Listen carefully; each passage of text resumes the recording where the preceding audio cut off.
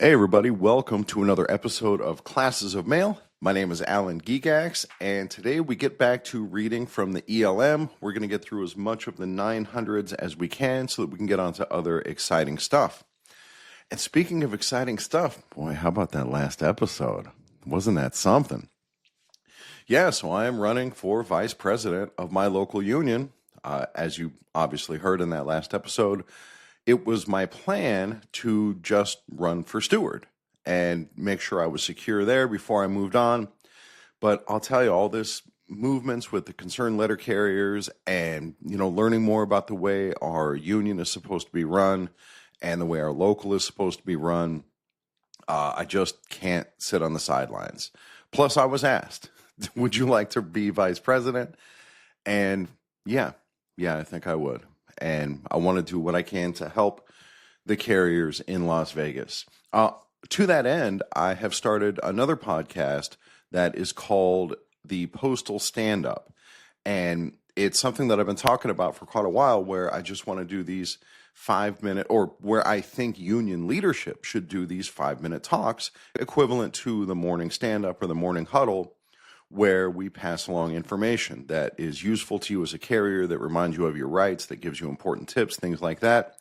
And I finally realized, I should probably just be the change I want to see in the world. If I sit around and wait for our current local union leaders to do that, it's never going to happen. They have no interest.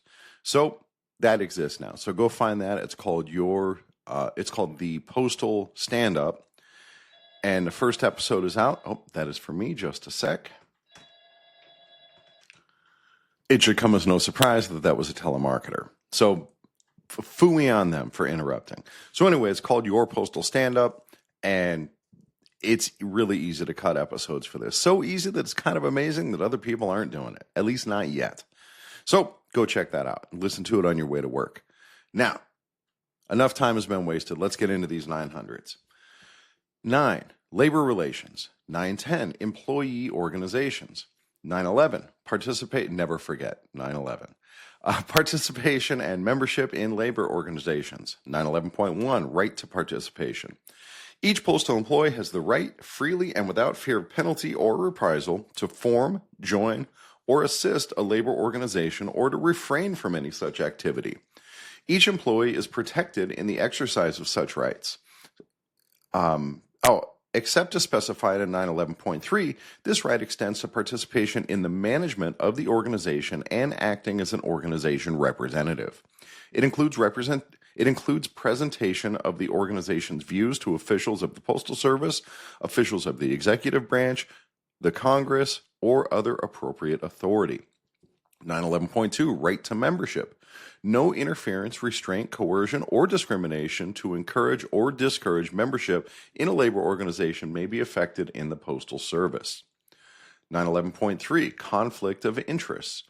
Supervisors and certain other employees may not actively participate in the management of a labor organization, including voting in intra-union elections or acting as a representative of a labor organization when it would result in a conflict of interest or apparent conflict of interest, or otherwise be incompatible with law or with the official duties of the supervisor or employee. So this is going to come up. I've announced, at least softly, my candidacy. We'll make official announcements in our union meeting in October. But I've told people that I'm running for vice president, and they're like a 204B told me that, oh man, I really like you a lot more than the current guy. I'll for sure vote for you. But here it says, supervisors cannot vote in intra-union elections. It's a conflict of interest. And our own union bylaws would prohibit that as well. So I guess I can't count on that person's vote. But I ain't looking for supervisor votes anyway, even if they are full-time carriers who happen to be temporary supervisors. Phooey on all of that. All right, anyway, 9/11.4, Postal Service recognition. The Postal Service gives exclusive recognition to labor organizations that meet the requirements for such recognition under the provisions of the Postal Reorganization Act. And of course, for us, that would be the NALC. We are the only union that can represent carriers. 9/11.5, employee compensation during negotiations. Employees who represent a recognized labor organization are not on official time when negotiating a collective bargaining agreement with postal management. That must be why President Renfro has been dragging his feet, because he's not on official time. The post office isn't paying him to do that. Dude, no wonder it's taken so long. 920. Dues withholding for employee organizations. 921. Voluntary withholding of dues.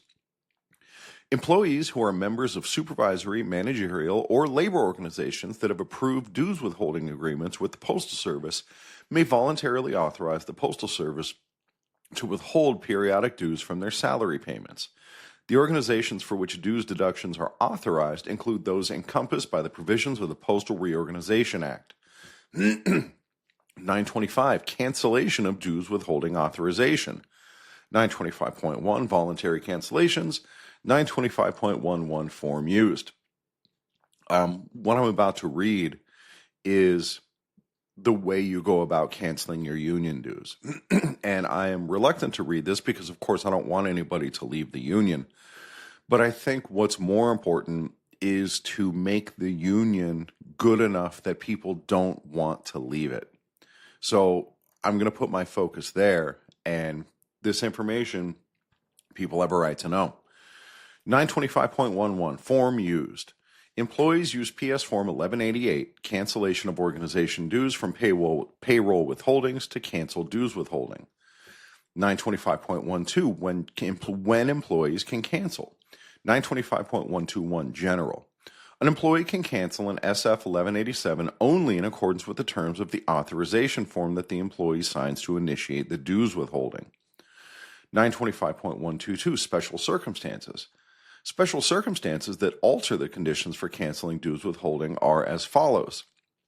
Option A doesn't apply to us, so I'm going to skip it. B, an employee using the revised SF 1187 described in 924.12 may cancel only by submitting PS Form 1188 to the installation head and via certified mail to the organization's national office not more than 20 days and not less than 10 days before the anniversary date. PS Form 1188 must be date stamped upon receipt. It is this date that is used to determine if the cancellation request Dude, maybe I don't want to read this. It is this date that is used to determine if the cancellation request was received in accordance with the above requirements. Example, assume an anniversary date of December 1st. The employee signs and dates PS Form 1188 on November 10 and certifies that copy 3 of the form has been sent to the organization's national office by certified mail. To comply with the 20 and 10-day requirement specified above, the employee office must receive and date stamp Part B of the form between November 11th and November 21st. If the HRSSC, that's HR Shared Services, receives all 3 copies of PS Form 1188, the entire form is returned to the employee with the reason noted. The 20 and 10-day rule is a requirement of the revised FS 1187 that can be waived only by the union. So guys, it is not easy to stop paying your union dues. It's kind of amazing that people have done it. They must be really motivated to get out of the union. I know the people who I have talked to, almost without exception, have gotten out because of personal experiences where they felt they weren't being represented or where they weren't being treated fairly by the folks down at the union hall. And at least one at my station has said that if I'm elected, he will get back into the union. And so that'd be cool. I mean, we don't have very many scabs, but the one that I talked to had said that. So anyway, again, the union has an obligation to be a kind of union that people don't want to drop out of. C, an employee whose documented position is not within a recognized bargaining unit, such as a supervisor, but who is having dues withheld for a labor organization that is recognized as a bargaining agent, may voluntarily cancel the dues withholding authorization effective the first full pay period after the request for cancellation is received at the HRSSC. The PS Form 1188 should be annotated to reflect the employee's current job title and effective date. D, The SF 1187 of a non-career employee stays in effect for 180 days following termination, even though the Postal Service does not withhold dues, to allow the employee the option of continued withholding if the employee is rehired within that 180-day period. If a non-career employee wants to cancel dues withholding when rehired, he or she may do so within 10 days by submitting PS Form 1188. A non-career employee may also cancel dues withholding according to the 20 and 10-day requirement, i.e. not more than 20 days and not less than 10 days before the anniversary date. This anniversary date is the, quote, date of delivery to employer, end quote, of the SF 1187 originally authorizing dues withholding, and this date remains fixed regardless of the number of consecutive appointments. 925.2 discontinued withholding. 925.21 separation.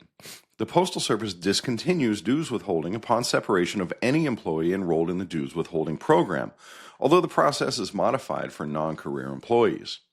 Dues withholding is discontinued for a non-career employee at the end of a term of employment, but the SF 1187 stays in effect for 180 days. If the employee is rehired within 180 days, the dues deduction restarts unless the employee submits a cancellation as specified in 925.122D. After 180 days, a rehired employee must complete another SF 1187 in order to activate dues withholding. 925.22 Organization Request. Withholding of dues is discontinued at any time upon written request from the organization for which the withholding is authorized. 925.3 Cancellation Notices.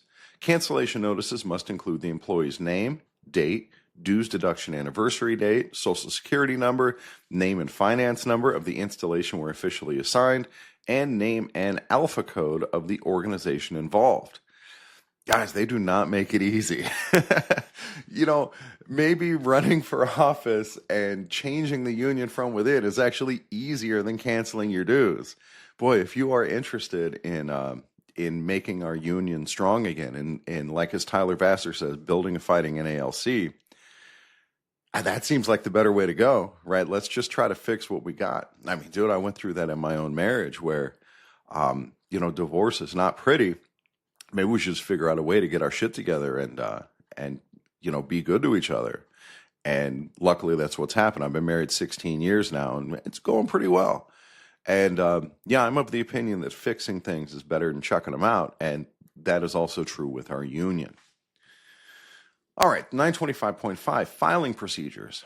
All SFs 1198 and PS Forms 1188 requiring a payroll adjustment are sent to the HRSSC for processing. The forms are files within the permanent documents in the employer's EOPF. That would be the official personnel file, I presume. 925.6 Transfer or reassignment. When an employee who is having dues withheld for a management or labor union transfers or is reassigned to another postal installation, his or her dues withholdings are transferred to the local organization at the gaining installation. The dues amount remains the same unless otherwise changed by the new local organization. If a change in the dues amount is to be made, a request is submitted by the organization as provided in 924.62. However, such a request is limited to the employee involved. Okay, that's it with that touchy subject. Now we are going to move on to our uniform allowances. 930, work clothes and uniforms. 931, uniforms. 931.1, entitlement and allowances. 931.11, entitlement. Certain employees must wear prescribed uniforms in performing their duties. These employees are entitled to the following. A uniform allowance to purchase authorized uniform items.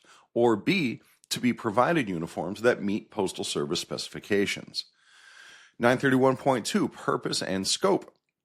931.21, uniforms. Uniforms are provided to certain employees for the following reasons. A, to provide immediate visual identification with the Postal Service to the public. And this is a good reason why we should give uniforms, like a full set of uniforms to our brand new hires, because it's already hard enough doing the job. You're already kind of awkward. You don't know what you're doing. But then on top of that, you don't look like a letter carrier. And so that just adds another barrier, like when you're going into businesses or, just trying to get through your day. I know this is a bargaining point in the new contract, which hopefully will be settled soon, but we've been hoping that for a long time. So anyway, this is another good reason why we need to give new hires uniforms and not make them wait. B, to project an appearance to the public that is neat, professional, and pleasing. Dude, I know you guys have seen rural carriers in very casual clothing. C, to help develop in the employee a feeling of esprit de corps. D, to meet standard professional practices. 931.22 work clothes. Work clothes are provided to certain employees, A, who perform dirty work or work with toxic materials. B, when it is important that they be recognized and identified with the Postal Service, work clothes are provided for employees who work in public view. C, to certain full-time employees working full-time in areas where work clothing is essential. 931.23 personal appearance. Supervisors are responsible for continually observing the uniforms of employees and taking appropriate corrective action when necessary to ensure employees are properly attired. This is something that will come up from time to time in installations. They get a new postmaster or a new station manager, and they have a hard-on for uniforms. And now they want you to start wearing a necktie, or you can't wear short-sleeve shirt with long pants, stuff like that. And we went through this in a previous section of the ELM, that there are standards to this effect. But man, does that help us do our job better? It's such a ticky-tack thing, and especially in the weather conditions that we have to work in, I wear long pants and long sleeves in the summer because the sun is so brutal. But if I had to wear a necktie and cut off that ventilation, dude, that'd be brutal. 931.24 administration of uniform policy. Items of uniform dress are listed in 933.1 through 933.6. These lists include all items to which allowances are applicable that employees in these categories may be required to wear under various circumstances. The lists do not mean that every employer is required to acquire and wear every one of the items at some time during the service in the category. On the contrary, the list for each of several categories contains a number of items that some employees in a particular category may never need to wear. It is the intent of these regulations that appropriate items for wear in matters of this kind be determined at the installations in accordance with collective bargaining agreements and Postal Service policy. It's possible that I haven't actually talked to you guys about the uniform. It feels like I have. I don't know. If I haven't talked about it yet, I'm going to talk about it shortly because, dude, at this point, the ELM is all starting to run together. All right. 931.25, responsibility of installation heads. Installation heads, A, post a list of uniform items authorized for the installation. The list indicates those items that are required and those that are optional to the employee. B, enforce all uniform allowance regulations and prevent abuse. C, make all rules and regulations governing uniform clothing and accessory purchases readily accessible to all employees and vendors. So here this is where I would argue against a manager who wants to be really strict about uniforms. Are they doing A, B, and C here so that we know the uniform requirements, so that we're given time to purchase them, so that the vendors know? It makes it very hard for them to enforce these uniform rules if they're not meeting their own responsibilities. And by the time this all settles out, maybe you get a new supervisor in there, a new manager. 931.26, responsibility of employees. 931.261, appearance. Postal employees are responsible for being adequately and properly dressed for duty. They are expected to maintain high standards of appearance, representing to the public the best tradition of service and efficiency while performing their official duties. Uniform garments should be properly fitted and maintained in a clean, neat, and serviceable condition. Jeans, shorts, sleeveless tops, t-shirts, sweats, spandex, etc. are not appropriate attire for employees working at a retail counter. This list is not meant to be exhaustive. All right, so that's at the retail counter, like up at the window. That does not apply to carriers. 931.262, conforming with regulations. Uniformed employees are responsible for conforming with all uniform regulations. 931.263, when to wear uniforms. Uniforms are worn as follows. A, general. A uniform is worn only while the employee is on duty, in connection with approved activities directly related to postal employment. B, special authorization. Postmasters may authorize wearing postal uniforms for activities in which the Postal Service participates or which it sponsors, where identification with the Postal Service is beneficial to the service, and while the employee is traveling directly to and from work. C, restrictions. In no other case may the postal employee's uniform or any part of it that identifies the garment or wearer with the Postal Service be worn in non-postal employment or activities. So guys, this means that if you go grocery shopping after work, you're not supposed to be in uniform. As a practical matter, you got to do what you got to do, and enforcement of this would be difficult for management. But I have heard of cases even here in Las Vegas recently where the station manager has started becoming strict about when you can wear your uniform. 931.264, Postal Service emblem. The Postal Service emblem may not be worn except by uniformed postal employees as part of the prescribed uniform, except in the following circumstances. A, postal and other installation heads may permit the voluntary wearing of the Postal Service emblem by a postal employee who has daily personal contact with the public, but who is not required to wear a uniform. That would probably be the case with like rural carriers. B, in all other situations, specific authorization is obtained through the administrative channels of labor relations. 931.27, employee acting as agent. No postal employee may act as agent, directly or indirectly, for any individual or firm engaged in the manufacture or sale of postal employees' uniform items. This is why, at least here, we have uniform vendors who are all retirees from the letter carrier craft. 931.28, payment for fabric. Guys, this is kind of cool. Payment is made for piece goods purchased for use in home sewing of items of uniform apparel authorized for the employee's craft. Reimbursement to the vendor is made in accordance with 936.5. Yes, you can buy fabric and sew your own uniforms. Isn't that something? Note the following. A, payment is not made for purchases of piece goods for home sewing of any item that is not an authorized uniform garment for the craft concerned. And B, fabric must meet specifications in 932.3. So yeah, you can sew your own uniforms. Just buy the fabric. Who knows if it would be cheaper? I'm really curious if anybody does that. It's not impossible, especially if you have unusual sizes. That'd be kind of cool. Just get your hands on some of that old light blue material with the pinstripes on it and make yourself up a suit. 932.2, uniforms not required. 932.21, new, part-time, and casual employees. Unless uniforms have been provided to them, the following employees are not required to wear uniforms. A, new employees listed in 932.11.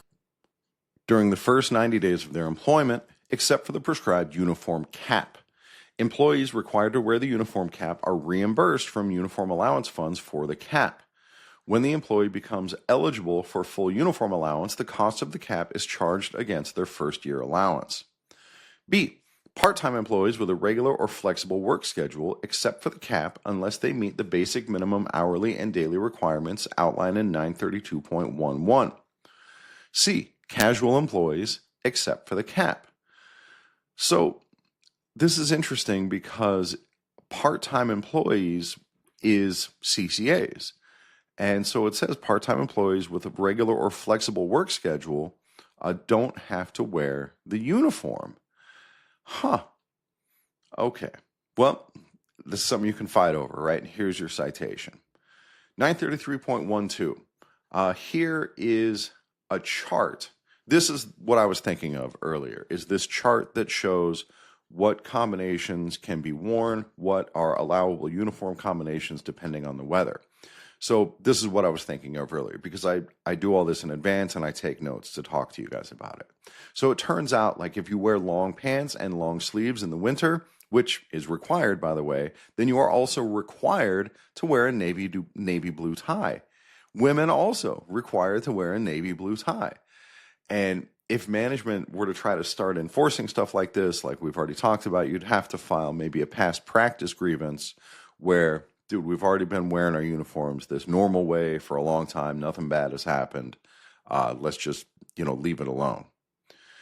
933.8, apparel worn for promotional purposes.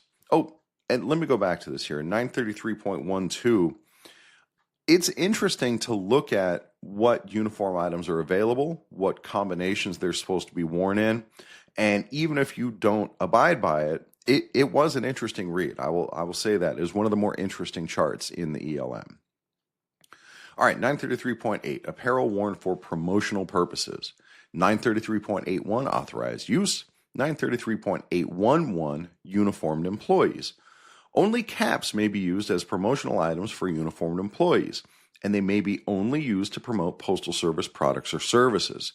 Designs must be consistent with the overall appearance of the uniform and must not contain extraneous decoration. The Senior Vice President of Marketing must approve the designs. The use of pins and other insignia must be controlled and should not be required for uniformed employees. Okay, so here we have these hats. Our uniform vendors have all these different hats. They got red hats, they have hats with different logos on them, they have hats made with different materials. And it seems like, based on my reading of 933.811, these could be considered promotional for the Postal Service and should be allowable. 934, wearing of uniform items. 934.1, uniform headgear. Oh, maybe it'll be discussed here. 934.11, optional wear. For the following employees, the wearing of uniform headgear is at the option of the employee. And there's A, B, C, whatever option, or item C is letter carriers. So for us, it is optional to wear headgear. 934.12, mandatory wearing of cap. Wearing of the cap is mandatory for A, casual employees, B, new employees who are not required to wear a uniform during the first 90 days of their employment, and C, all other employees who are authorized only a cap as a means of identifying them with the Postal Service. No substitute headgear may be worn by these employees. And so once again, we have this caveat here. No substitute headgear may be worn by these employees, which is an indicator that hats are flexible. Once you get your uniform allowance and you're wearing your uniform, there's at least some flexibility in the hats that you can wear. 934.2, cold weather items. 934.21, face mask. In extremely cold climates, uniform employees who are regularly assigned to outdoor duties for more than one half of the time may purchase a face mask as an optional reimbursable item. The face mask must be dark blue with no ornamentation in a wool blend or synthetic fabric. The use of this item shall be authorized by the installation head. This section does not apply to face masks that are part of the knit watch cap. 934.22, neck and chest protector. Employees authorized to wear the neck and chest protector as part of the cold weather uniform are not required to wear a necktie when the neck or chest protector is being worn to protect them from cold weather. However, employees must replace the protector with a tie if they work inside a postal facility and are in view of the public. Dude, these ties. So I actually used my uniform allowance once upon a time when uniforms were a lot cheaper and we had extra money to buy two neckties. One is a clip-on tie, the other one is a regular tie. And from time to time, I would wear those in the Carrier Academy to give the illusion of professionalism. But usually a half hour into the class, the illusion was utterly shattered and the tie became pointless. 934.23, sweaters. A sweater may be worn as an outer garment. When so worn, the official emblem is permanently attached. 934.24, outer garments. Only authorized outer garments are to be worn on the street during duty hours. Jacket liners may not be worn as outer garments, and only employees who choose or have chosen to purchase the related jacket may purchase them. So, just for clarification, you can't just buy the liner. You have to have the jacket with the liner. 934.3, warm weather items. and this does not apply to Type 2 uniforms. I think those are motor vehicle staff. 934.31, walking shorts and knee-length hose. Walking shorts may be worn only with blue-gray or white with blue stripe crew socks, or blue-gray, white with blue stripe, or black knee-length hose. So if you're going to wear shorts, you have to wear the approved socks. Dude, talk about nitpicky. Oh my goodness. Dude, I do not have socks like that, nor do I have the available uniform allowance to buy them. 934.32, summer shirt and tie. Where a convertible collar, short or long sleeve summer shirt is authorized, the tie is not necessarily required. The tie must be worn whenever a jacket or coat is worn. Must. The tie must be worn whenever a jacket or coat is worn. Dude, unbelievable. Can you believe the shenanigans they let us get away with? All these people not wearing ties out there? Man, we are a bunch of unprofessional bastards. Well, don't tell management. They probably never read this manual. After consulting with representatives of affected employees at the post office, if the postmaster decides a tie is to be worn with the convertible collared summer shirt, the tie is worn by all affected employees at the post office. However, if the decision is that a tie need not be worn, individual employees who desire to wear the tie may do so even though the majority are without ties. Oh, man. Dude, you'd really have to try to get me to wear a necktie in the summer when it's 115 degrees. 934.4, seasonal changes of uniform. The head of an installation determines when seasonal changes of uniforms take place, with the exception of retail employees. 934.6, prohibitions. Wearing postal uniforms is prohibited under the following circumstances. A person not connected with the letter carrier branch of the Postal Service who wears the uniform or badge worn by a city carrier is fined not more than $100 or imprisoned not more than 6 months, or both. When employees are separated from the Postal Service, all emblems, buttons, or other identifying insignia must be removed before the uniforms are discarded. B. The uniform is not worn during or in connection with the furtherance of private employment or commercial interests. C. The uniform is not worn under circumstances that would tend to bring discredit upon the Postal Service. Like if you're running a back alley cockfighting ring, don't wear your postal uniform while you're taking all the bets. D. The uniform is not worn except when authorized by the postmaster or headquarters when an employee participates in activities such as public speeches, interviews, picket lines, marches, rallies, or any public demonstration that may imply service sanction of the cause for which the demonstration or activity is being conducted. So if you are doing a picket, for example, and protesting against the changeover to sorting and delivery centers, then you can't picket while you're in uniform. 935, uniform and work clothes allowances. 935.1, when allowances take effect. 935.11, anniversary date. Allowances take effect on the earliest date an employee is required to wear the uniform following completion of the 90-day probationary period. This date is known as the employee's anniversary date. For me, I got hired on January 21st, and my anniversary date is April 21st. 935.12, transfers. When employees who have been receiving allowances in one uniform category transfer or are reappointed to a different uniform category within the allowance year, they start a new anniversary date, provided they are eligible in the new category on the date of the assignment. 935.2, adjustment for certain absences during allowance year. 935.21, absences from uniform category of 90 days to 1 year. 935.211, policy. Employees temporarily assigned to light duty assignments, OWCP absences, extended sick leave, or higher level detail for a period of 89 days or more that does not require wearing a uniform have their uniform allowances suspended for the time they are on this assignment. 935.22, absences from uniform category exceeding 1 year. Employees on leave without pay in excess of a year or absent on military duty in excess of a year who were eligible for uniform allowances immediately prior to their absence receive a new anniversary date for uniform allowances directly on return to duty and pay status in a uniformed category. Other employees separated from a uniform category for periods in excess of 1 year are regarded as new employees and therefore entitled to the first-year allowances when reassigned to a uniform category. So this may come up if you have an employee who's out for a long time, maybe they're out on military leave and they come back, then they're, what did it say? They're they get a new anniversary date from when they come back. 935.23, absences from duty while in uniform category. An employee on leave without pay, OWCP absence, extended sick leave, higher level detail, or military leave without pay not in excess of 89 calendar days during a year of eligibility receives full allowance if otherwise eligible.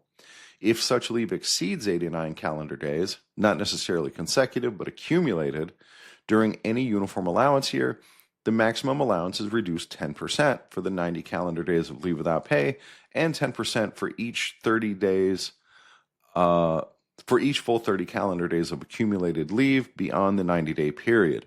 Recovery of earlier grants of allowance is not required, however, in achieving this reduction. So there's a good reason to spend your uniform allowance right away when you get it, because if you wind up missing a bunch of work, they're not going to try to recover what you've spent on uniforms. 935.24, reappointments. Employees who are separated from a uniformed category and are later reappointed to a position in the same category within 1 year have their allowance redetermined as outlined in 935.23 and retain their former anniversary date. 935.252 says that if it's more than a year, then you start over. You get a new anniversary date and you get the increased allowance. 936, payments. 936.1, limitations on payments. 936.11, total yearly payments.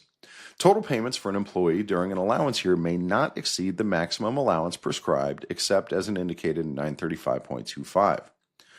936.12, insufficient funds for claims. Payment is not made for a purchase made in excess of an employee's yearly allowance.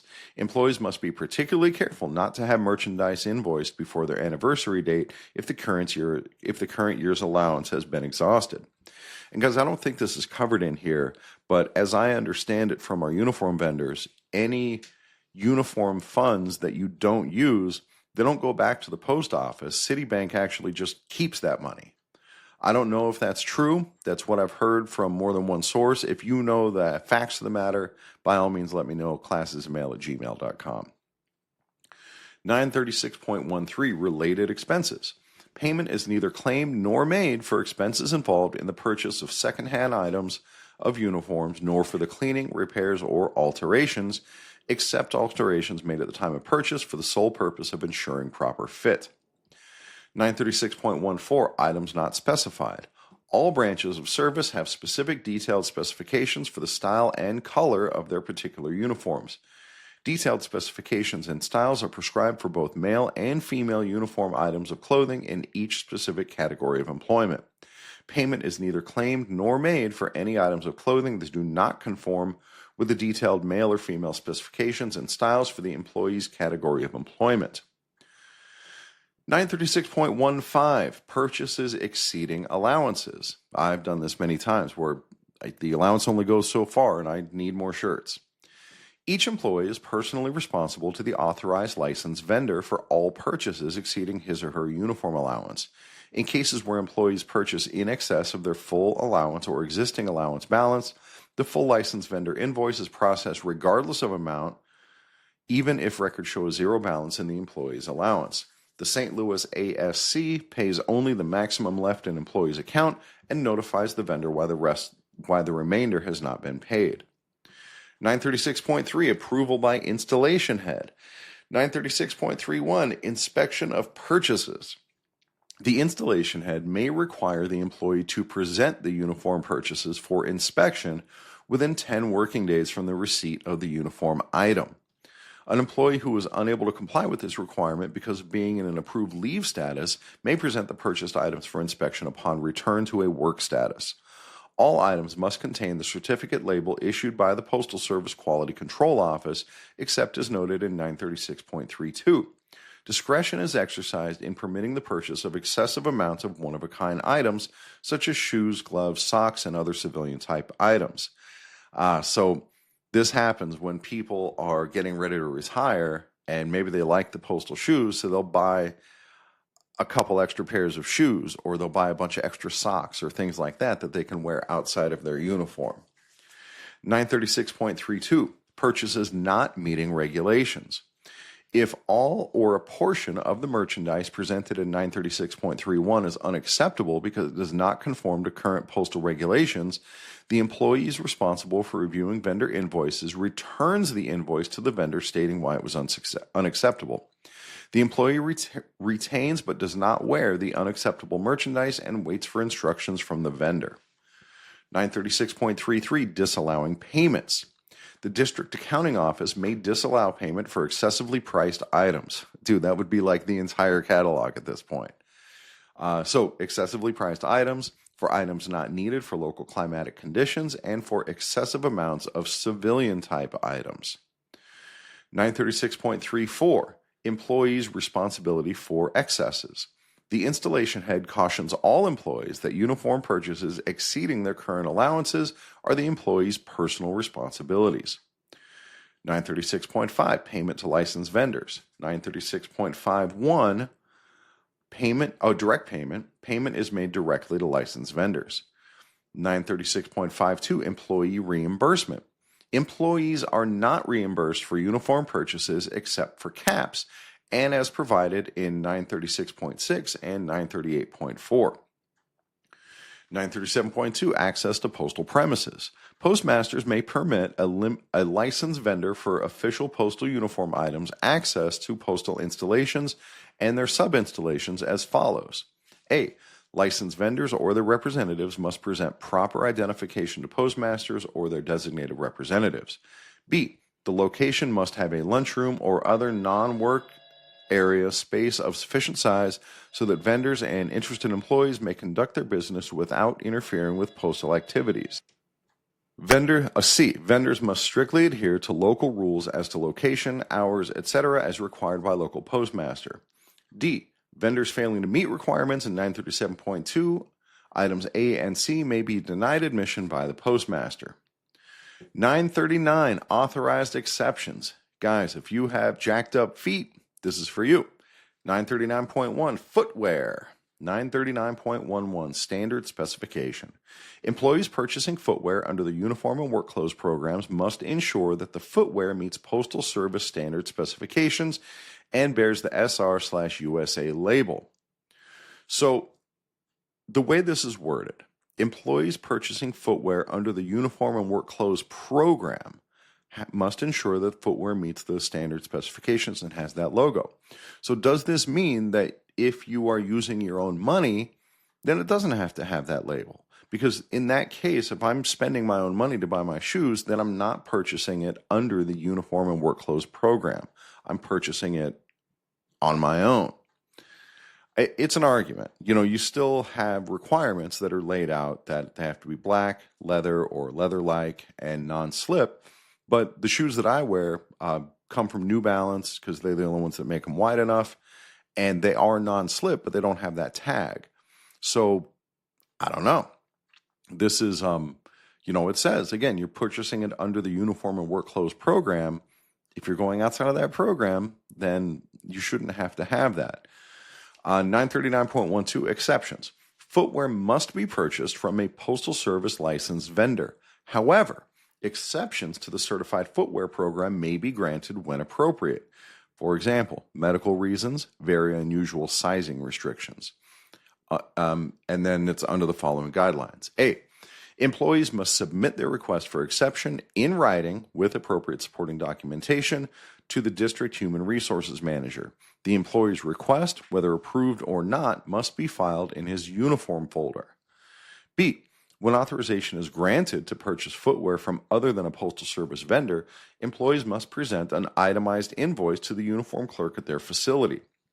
Invoices must include the name of the employee, the name of the firm from which the purchase was made, the date of purchase, the post office finance number, the employee's anniversary date, the employee's social security number, an itemized description of the items purchased, including size and color, and a statement by the employee certifying that the items listed were actually purchased. C. Installations process the purchase in the same manner as a vendor invoice, except that 81886 is used for the vendor number.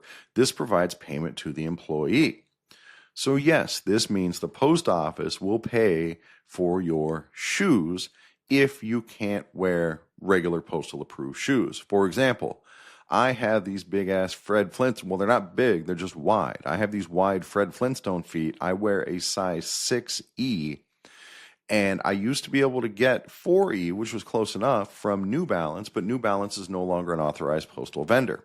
So I have to buy them myself from outside vendors. And this means if I get like a doctor's note that says I need these wide shoes, I can buy them, provide my invoice to the Postal Service, and the Postal Service will actually pay for those shoes. So that's pretty cool. That's helpful. Oh my God, you guys. Next is 940, the Employee Assistance Program, and this is the last section of the ELM. Holy crap. 940, Employee Assistance Program. 941, Introduction. 941.1 Purpose. 941.11 General. The Employee Assistance Program is a formal, voluntary, non-disciplinary program designed to assist employees and their immediate families in their efforts to resolve personal issues that may impact adversely on work performance, personal well-being, or both. Issues may include, but are not limited to, A. Substance abuse, B. Mental health issues such as depression, anxiety, and stress, and C. Issues that involve family, marital, financial, and legal concerns. Assistance is provided through A. Consultation, B. Evaluation, counseling, and C. Referral to community resources and treatment facilities. 941.12, Substance abuse, dependence, and other addictions. Substance abuse, dependence, and other addictions are serious health problems that can adversely affect an employee's job performance and personal life. They can even stop you from showing up for contract negotiations. Oh, that's not in the ELM, but it's implied. The EAP continues the Postal Service's obligation under its collective bargaining agreements to provide a program for employees with these problems. EAP is not intended to alter or amend any of the rights or responsibilities of the Postal Service or its employees. 941.3 Policy. 941.31 Job Security. Participation in EAP is voluntary and will not jeopardize the employee's job security or promotional opportunities. 941.32 Limits to protection. Although an employee's voluntary participation in EAP counseling should be given a favorable consideration in disciplinary action, participation in EAP does not limit management's right to proceed with any contemplated disciplinary action for failure to meet acceptable standards of work performance, attendance, or conduct. Participation in EAP does not shield an employee from discipline or from prosecution for criminal activities. It does not guarantee that you won't be disciplined from management, but I want to read this first part again. An employee's voluntary participation in EAP counseling should be given favorable consideration in disciplinary action. So if you're going through hard times and it's messing up your work life, check out EAP. You know, it can grant you some, as they call it, favorable consideration. 941.33 Confidentiality. Inquiries regarding participation in EAP counseling are confidential pursuant to the provisions of 944.4. EAP records may not be placed in an employee's official personnel folder. 941.34 Reasonable access. The contractor providing counseling must endeavor to provide confidential counseling facilities within a reasonable driving distance from the employee's work site or home in accordance with the following guidelines. A. The Postal Service will provide office space and furnishings for those sites that require counselors to be in postal locations. B. Providing ready accessibility to face-to-face EAP counseling is desirable but not always possible. Counselors may offer telephone counseling or request that the employee travel to the counselor's office. C. Reasonable hours and days, including coverage of all 3 tours, will be set by mutual agreement between the EAP consultant and the human resources manager. D. Counselors may adjust their schedules to respond to crisis situations and to meet other needs, such as providing information sessions and visiting facilities. 941.35 Scheduling. The following guidelines apply to scheduling and whether EAP sessions take place on or off the clock. A. An employee's first visit to EAP is on the clock, whether the visit is initiated by management, the union representative, or the employee, unless the employee prefers to visit the EAP unit on his or her own time. Guys, you heard that right. Not only does the post office cover this benefit, but you can go to meet your EAP counselor on the clock. B. Subsequent consultations are on the employee's own time. C. If a reasonable period of time has elapsed since a management referral or a previously disclosed self-referral, the manager or supervisor may, on a case-by-case basis, approve an additional on-the-clock session. Oh, that's nice. You get another session on the clock if you seem like you need it. D. To receive pay for an on-the-clock session, the employee must authorize the EAP provider to disclose his or her attendance to management. So they don't talk about like what you're discussing. They just can tell them, yes, the employee was there, and so yeah, you're doing what you're supposed to do. 942, program elements. 942.1, education.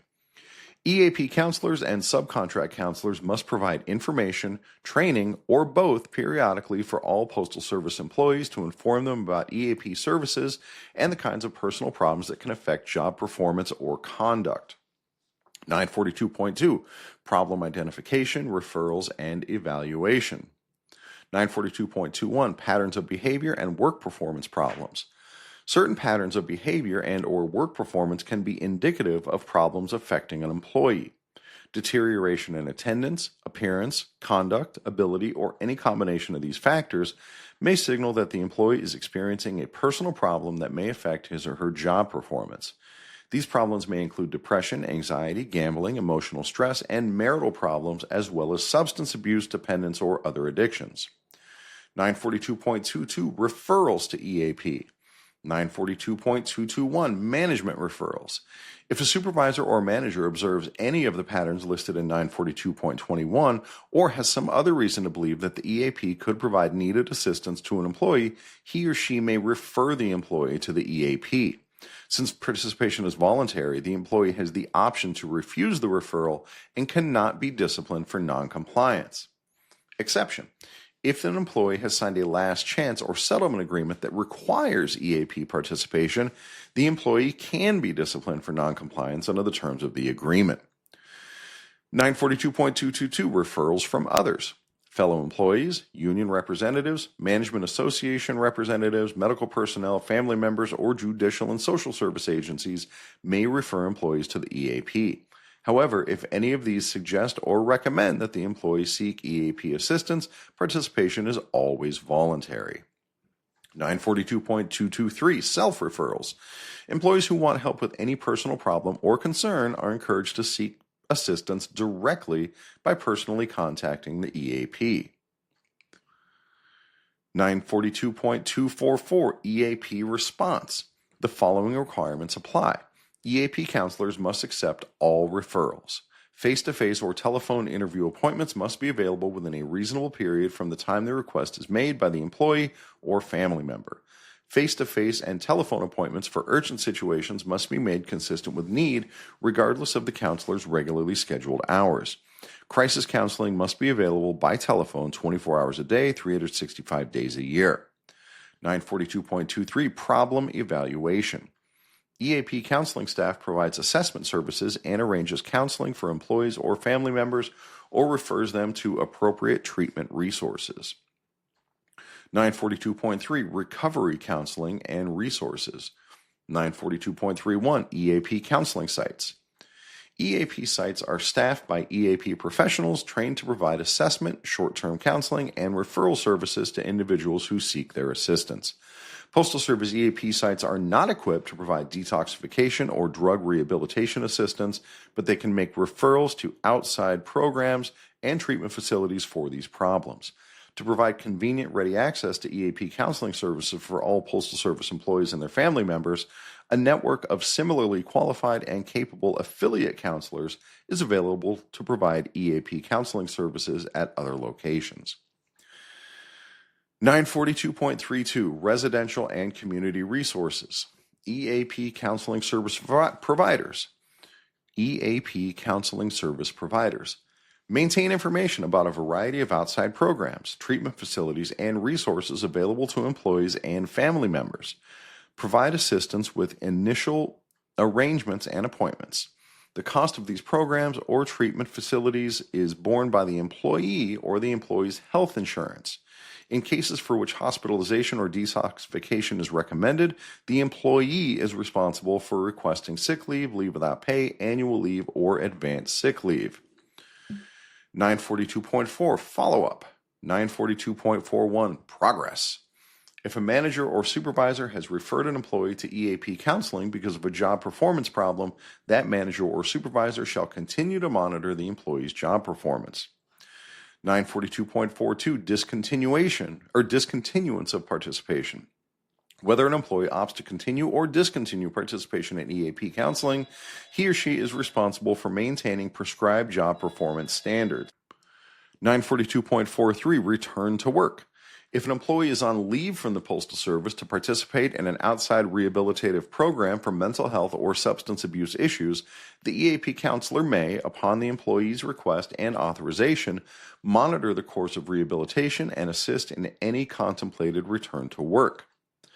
943, Reinstatement of recovered employees. 943.1, Policy. 943.11, Consideration of request. Managers should give serious consideration to a request for reinstatement from a recovered employee because the experience gained during the previous postal employment could be a valuable asset to the Postal Service. So, yet another reason you should go through the EAP. If you wind up getting fired, then they should consider giving you your job back. And guys, this is it. This is the last one. 944.422, Limitation of Confidentiality. If an employee who is an EAP counseling participant reveals the commission or intended commission of serious criminal activity, the EAP counselor is not prohibited from disclosing that information so long as the employee is not identified as an EAP counseling program participant. Confidentiality does not apply in any of the following cases. A crime is committed on EAP premises or against EAP counselor personnel, or a threat to commit such a crime is made. B, incidents occur in which information must be reported as required by state law. For example, mandatory reporting of C, child abuse and or neglect, and elder or spouse abuse in some cases. D, for a disclosure that may be required by elements of the criminal justice system because they have referred employees who are EAP participants. And this is the same sort of thing that regular counselors have to do. There are plenty of people out there who are mandatory reporters, and your EAP counselors are no different. Guys, and with that, we did it. These notes that I'm reading from span 159 pages, 43,000 words of notes, and we got through them. Dude, good job, us. I look forward to season 4. Now I have to record a few more episodes of my other podcast, The Postal Stand-Up, and get those in the can so they can keep coming out. Oh my goodness, guys. Thank you for coming through with me. Thank you for listening to all this. It's been really valuable to learn.